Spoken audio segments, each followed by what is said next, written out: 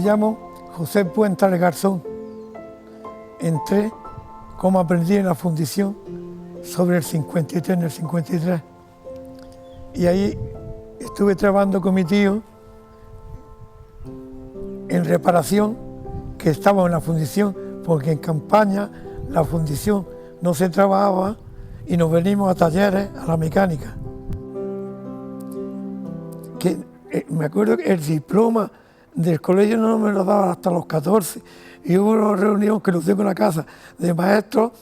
Mi maestro le dijo que estaba capacitado para darme, no hubo una reunión y me concedieron a los 13 años lo que antes existía, estudios primarios, que lo necesitaba para entrar y lo tengo en la casa plastificado con 13 años.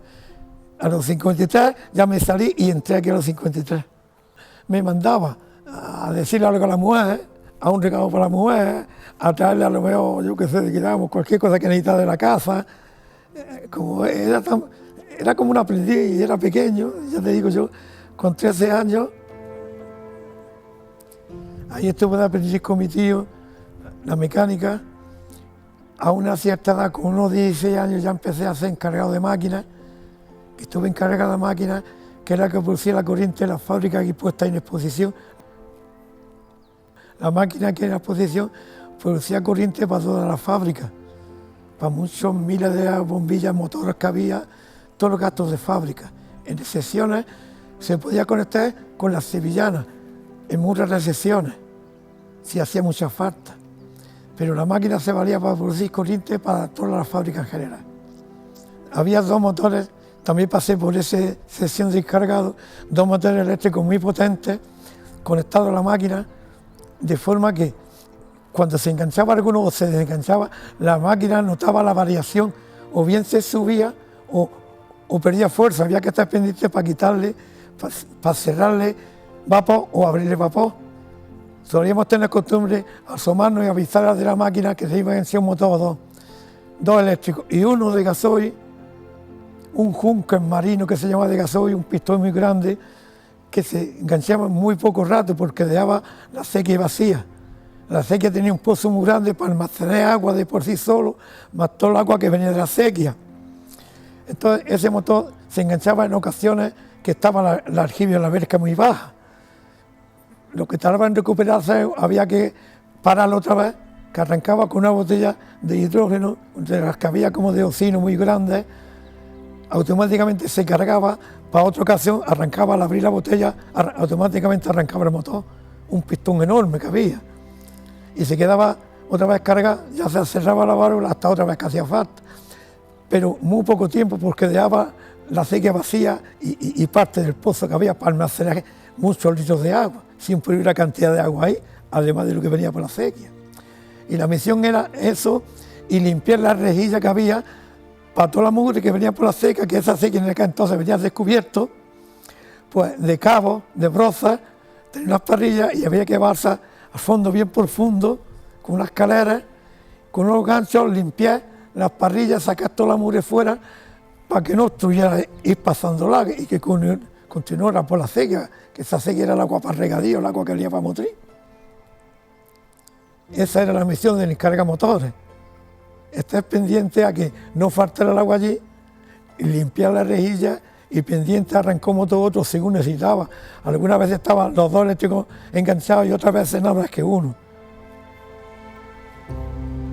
Aquí se hacía toda la clase de piezas para la fábrica y no se pedía fuera nada.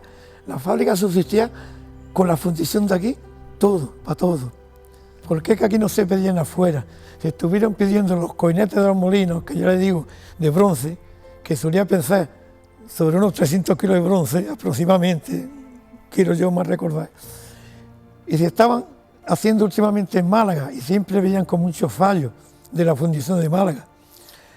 Eso por dentro va a refrigerar con agua, y el cuello por fuera con aceite, pero venía con poros de forma que perdía el agua, venía con poros. Eso se debe a la impureza, al fundir el bronce, la impureza de no venir limpio el bronce, eran como, digamos, unos grumos que se formaban y eso luego era impureza que entraba en el coinete. Y mi tío le diría al director que por qué no se hace aquí, que se encontraba, esta fundición estaba capacitada para hacer ese trabajo. Y yo, pues mira, se van a hacer aquí.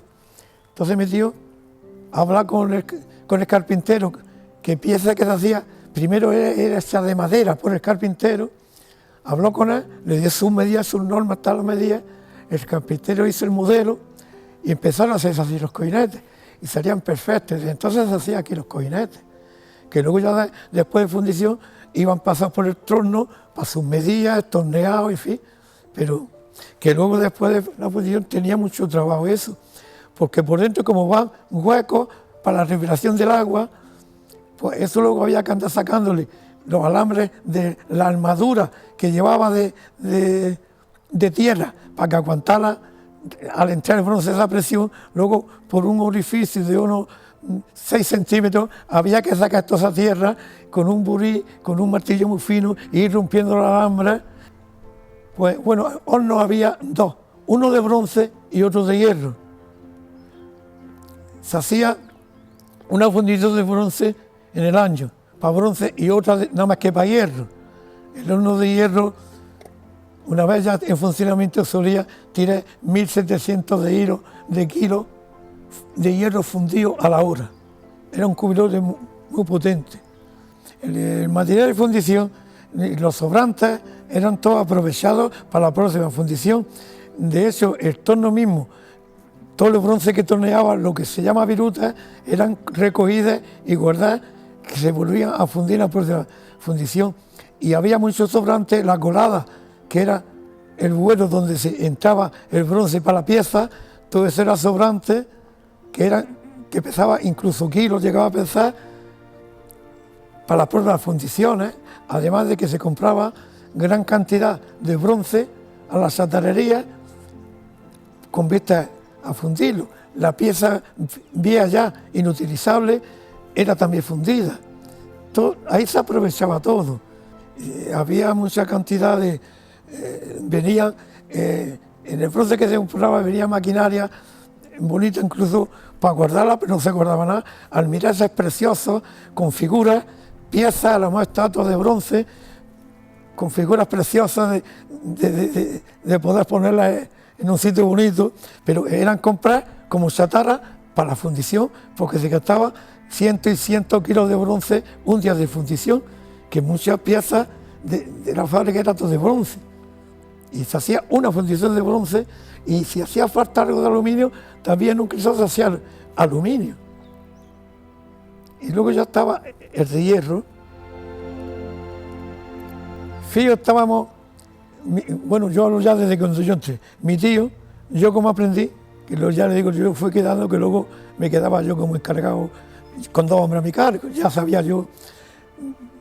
Mi tío como fundidor, yo como aprendí, y el hombre que tenía como ayudante mi tío, que ya sabía bien que por eso se quedó de maestro fundidor, un hombre que era de Albondo, buena persona, como es buena persona, y luego una persona muy lista. Y Miguel de Illora, un hombre que también veía, era plantilla, le llamaban de Illora porque era de Illora, estaba todo el año con nosotros, nosotros estamos ahí todo el año.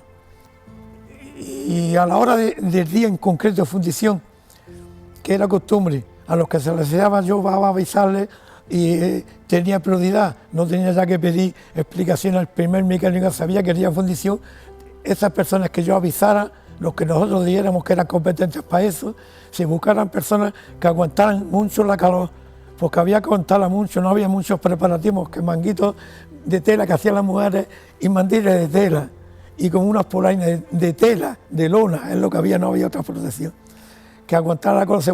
Entonces, a las personas que veíamos más idóneas, teníamos potestad para poder avisarles sin darle otras cuentas a ningún otro mecánico. Entonces yo ya me decía, ya puedo avisarle, cuando ya se encendía el horno y tal, ya puedo avisar.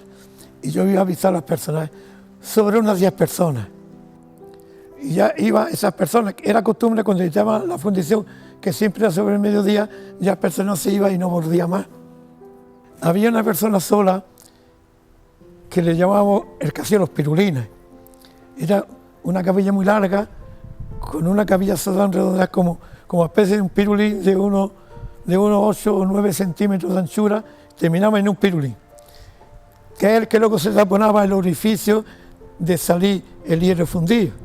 Cuando ya mi tío calculaba, hacía unas pruebas que el hilo estaba fundido, picaba con una piquera muy retirado, picaba, daba unas cuantas vueltas, rompía ese tapón de barro y ya empezaba a salir el hilo fundido, que ya estaban las cubetas preparadas debajo. Esas cubetas suelen ir 3 personas, era pesar uno que llevaba como especie de un mando para poder, que es el que dominaba, el que buscaba el caso a la piquera para que entrara el hierro o el bronce según fuera, y 2 que se agarraba al mango más largo para aguantar peso. Luego había un cubrete muy grande para las piezas muy grandes que iban por el puente grúa, que eso ya iba el puente grúa y buscarlo, pero ya colgado esa cantidad de 1000 kilos, por ejemplo, de hierro colgado del puente grúa, de un puente muy grande de grúa que había. Porque en reparación tocaba la campana como hace salir a las 12, de 2 a 1 y de 1 a 5. Y ya en la fundición luego los 9 meses estábamos siempre echando 3 horas para que diera tiempo.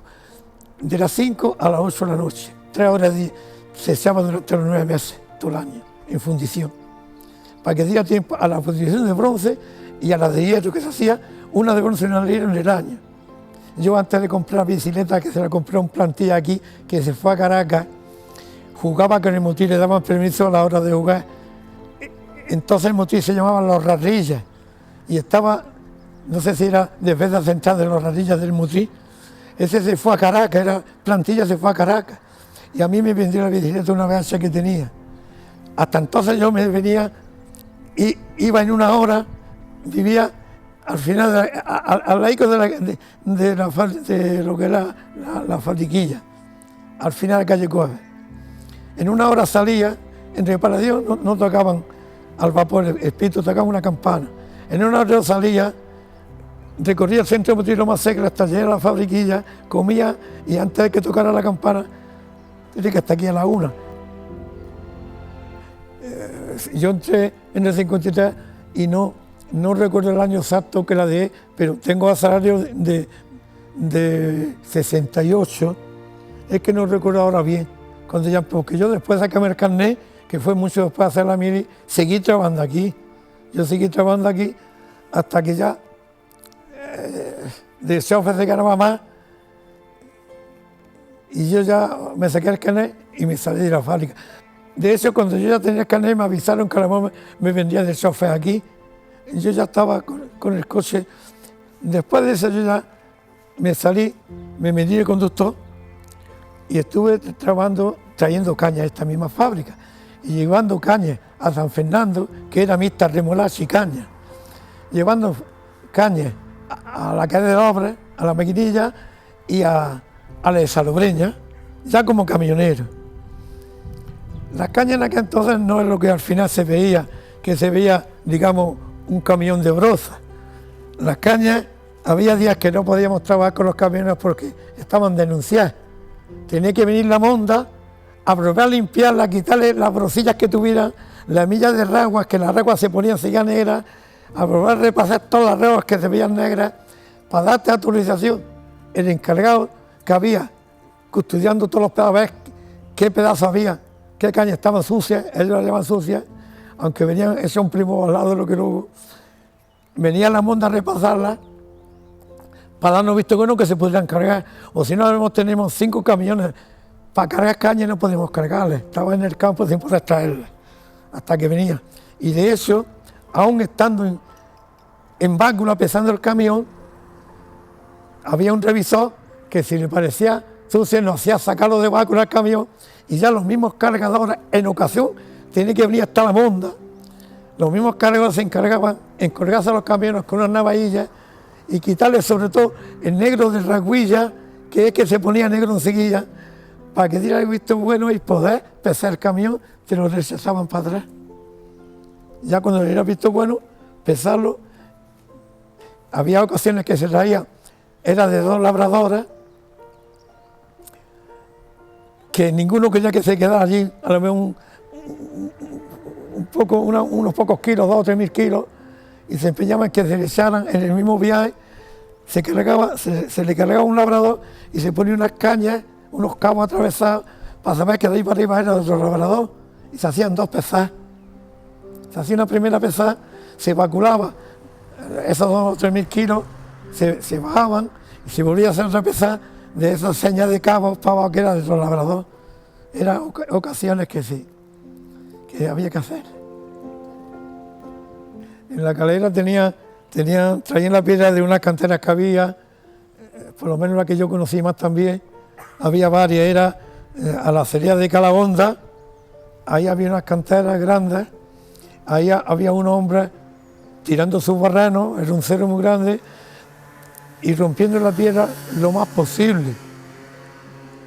Obreros también partiendo la piedra, de forma que luego el Saur, el camión de la fábrica, iba con un obrero a cargar, hay que enviar cabordillas de piedra, las pesaba y las descargaba ahí, que luego había otro hombre partiendo más pequeñas todavía para hacer la calera.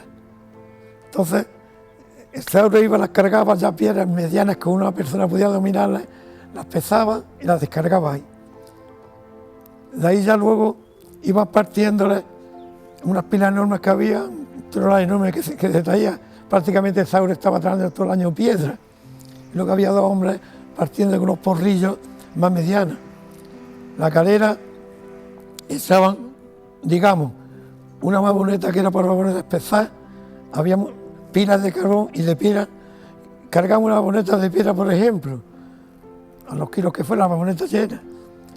Yo ya no lo puedo decir si era una de piedra y otra de carbón, pero que alternaban. Si subiera la vagoneta de piedra, a lo mejor la próxima era de carbón, toda la calera. Al lado de la calera, al final del fondo de lo que es la calera, estaban unas baterones muy grandes que hacían toda la campaña era haciendo gas, continuamente, que la calera era para gastos de fábrica, aunque se vendía para la calle. De eso yo mismo me compraba una ropa me la llevaba en bicicleta para la casa de mi madre y luego incluso cuando tenía la novia. La vendían a la calle. Te pasabas por la oficina, una ropilla de caja, media ropa, dos arrobas, te la vendían y pagabas y ya está. Vendían para la calle también. En aquel entonces. No. Y ya les digo, era para todo el gasto de fábrica. Había continuos 3 relevos haciendo gas. Los 3 relevos, cada uno de 8 horas, era continuo haciendo gas, la carrera continua toda la temporada. Luego ya en reparación era nada más que estar teniendo piedras, preparando piedras para otro año empezar y otro va a empezar. El carruaje se lo llevaba para el jefe de cultivo, que vivía en lo que es la fabriquilla, donde está ahora lo de pesca y todas esas cosas. Esa casa era de jefe de cultivo.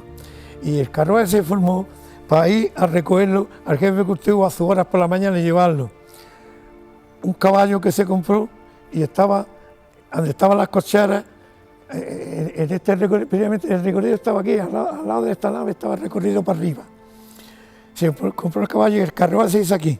El carpintero hizo los varales, todo el carruaje, unos tapaculos dorados en bronce, se hicieron la fundición como vistosos para darle vista, porque eso, con los tornillos que llevaban las tuercas, no, pero era como unos tapaculos que se llevaban para darle vista de bronce.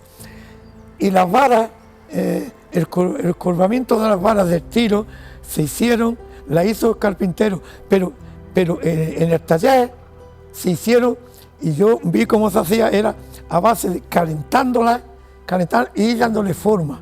Se calentaba la madera, se le iba dando el forma de la vara, la curvación de la vara, y cuando enfriaba se volvía a calentar, y así me acuerdo de lo que se hicieron las varas de madera, y todo lo que era la madera, las puertas y todo se hizo aquí en la carpintería esta de aquí de la fábrica. El primer mecánico vivía en la vivienda que había en la casa, en la Plaza de las Cañas. Estaba completamente encima de la oficina, una vivienda enorme.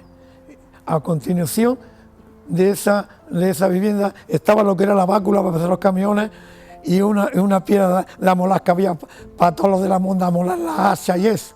Pero en concreto estaba esa vivienda que entraba al cuerpo de fábrica por la cortadora, por el tren de Molinos. Desde la plaza de Calle podía entrar por el tren de Molinos, directamente al tren de Molinos entraba al cuerpo de fábrica, que tenía un cuarto ahí, se llamaba el cuarto primer mecánico, que es donde las mujeres cosían, ella tenía ahí su oficina, su cuarto. Entraba directamente por la pasarela que había de la Plaza de las Cañas al tren de Molinos, de ahí a su cuarto, o entraba por las escaleras y por la puerta principal. Enfrente donde estaba la máquina estaba el taller de mecánica, y bajando hacia abajo estaban ya los huertos de director, y hacia la derecha estaban los huertos de director, y bajando para abajo pasaba la sequía, y es donde estaban los motores instalados eléctricos y el motor Junca. Ya a partir de ahí era huerto, y pasaba también a lo que eran los aperos de los que venían. Venían muchas personas, muchas, que al principio el arriero, después de venir del trabajo con los haces de caña, tenía que trabajar, picar esas secados por los animales, tenía muchas horas de trabajo. Entonces la fábrica le puso una máquina de picar cabos y un hombre hace cargo. Para cuando esa arriería venía, no tenía nada más que llenar con espuertas y echar al pesebre a sus animales cada uno, pero ya había una montaña de cabos picados por el obrero puesto por la fábrica, y ahí vivían muchas criaturas. Y de ahí se llevaban las criaturas dinero en muchos pueblos que no había otra vida casi para vivir todo el año. Ahorraban con esos 3 meses y pico de campaña, ahorrando, pasándola mal y apañándose ahí malamente, pero entraban muchas criaturas, venían muchas mondas de todos lados. Yo, para decirle verdad sobre eso, no sé si me hicieron una entrevista que no podría hablar porque se me hacía un nudo de garganta. Yo recuerdo mucho la fábrica con mucho orgullo y con mucha ilusión. De hecho, porque yo mismo a mi tío le daba un valor enorme, porque como fundidor era, ya le digo yo, en Málaga no han venido desperfectos esos coinetes, y aquí se han hecho una fundición que no ha tenido importancia para la gente, o ha querido que no ha tenido. Ha habido directores que sí le dan importancia, y primeros mecánicos sabían lo que esto era. Es que no necesitaba de la calle nada. Se construía todo aquí. Todo se construía aquí. Entonces yo le doy importancia a eso enorme, y yo tengo muy buenos recuerdos de ella, muy buenos recuerdos. Porque ya les digo, usted es un crío y me he criado en ella, y la he conocido mucho, he tenido familia trabajando en ella, y tengo muy buenos recuerdos. Y de eso tengo una anécdota que solía traerme un bolsillo de pan para la novia. En aquel entonces había muchas faltas. Los morrizaba en jarabe, iba a las turberas, los morrizaba en azúcar. Entonces no había bolsa, lo que había era papel de estraza. Lo llevaban en un papel de estraza, lo ponían encima de unas piezas que se llamaban los recalentadores, ponían la mano y se quemaba. Los ponía y al momento veía subir el bolsillo y era un bizcocho que se formaba. Y era cada vez que le podía, sobre todo cuando estaba yo encargado también en la máquina vacía que estaba al lado con una cosa y otra, las turbinas y los filtros, y le llevaba el bollo, que era un bizcocho lo que llevaba la novia, un bizcocho. Eso lo hacía con mucha frecuencia. Y la novia esperaba ese bizcocho como agua de mayo. Había mucha falta en aquel entonces.